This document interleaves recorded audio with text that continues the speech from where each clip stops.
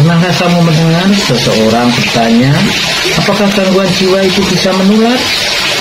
Dalam video ini, saya akan mengungkap kebenaran di balik pertanyaan yang sering kali disalahpahami. Kita akan membahas apa itu gangguan jiwa, mitos dan fakta seputarnya, serta bagaimana gangguan ini sebenarnya mempengaruhi orang di sekitar kita. Jangan lewatkan informasi penting yang bisa mengubah cara pandangmu tentang kesehatan mental. Tonton sampai habis dan temukan jawabannya sekarang. Jadi penyakit gangguan jiwa itu sebenarnya tidak menular. Satu ya, bukan penyakit menular, makanya masuk di dalam penyakit tidak menular di Dinas Kesehatan. Persoalannya adalah satu, penyakit jiwa itu menurun. Oke, walaupun tidak banyak, tapi sekitar 1% itu bakal menurun. Cuma ada lagi, semakin ibaratnya dekat gennya dengan dia, maka si dia itu akan lebih besar lagi persenannya. Misalnya kalau ibunya gangguan jiwa, anaknya tentu akan lebih besar persenannya untuk menjadi gangguan jiwa, apalagi bapak dan ibunya gangguan jiwa. Tapi sebenarnya kalau kakaknya gangguan jiwa, apakah dia juga akan gangguan jiwa?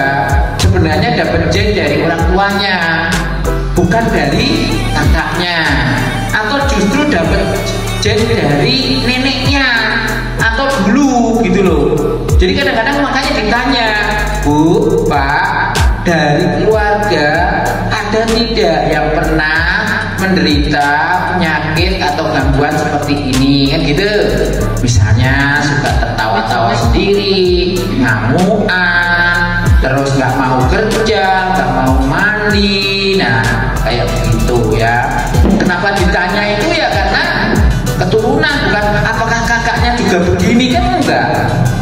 Apakah adiknya begini, tapi kalau tiba-tiba kakaknya iya, adiknya juga tiba-tiba ngikut gangguan, itu sebenarnya lebih kepada satu, secara genetik memang dia menurunkan dari orang tua atau kakek neneknya dulu.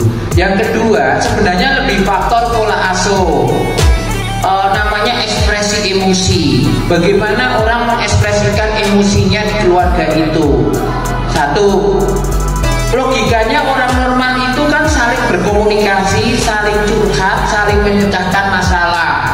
Tapi di dalam keluarga itu tidak terjadi. Cuek. Makanya kemarin bapaknya itu tipikal yang gimana sih? Cuek atau otoriter. Ibunya itu termasuk yang overprotective atau yang seperti apa? Logikanya harusnya orang tua itu bisa membangun anak itu karakternya kuat. Artinya apa? Tahan terhadap stres.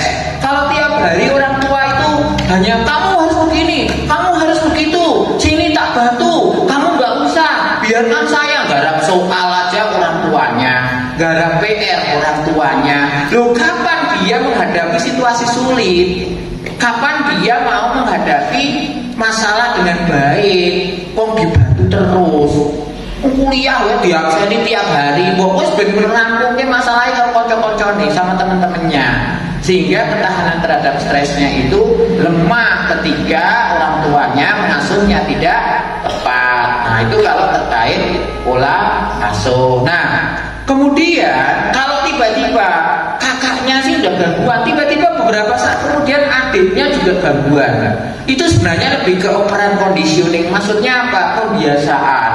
Ketika orang dibesarkan dalam situasi yang keras akan menjadi keras.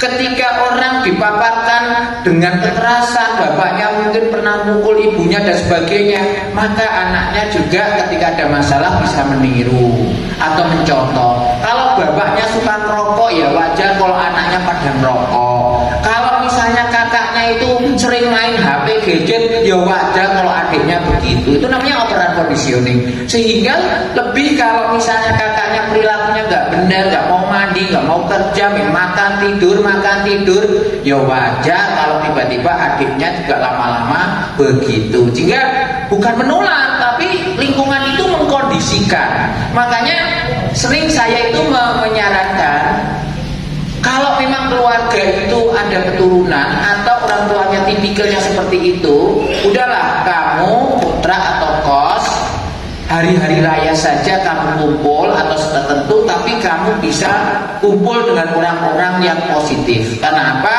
Orang yang sehat jiwa adalah orang yang suka kumpul dengan orang-orang yang positif.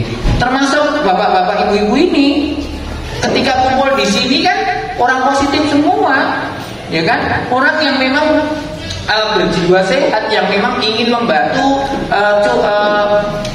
terbuka, yang memang sehat, ya bisa berkomunikasi dua arah. Coba kalau bapak ibu tiba-tiba dikurung dengan orang yang pendiam, orang yang suka marah, lama-lama juga akan sama. Itu namanya pengkondisian, bukan penularnya, tapi kondisinya itu bisa membangun kebiasaannya itu. Nah,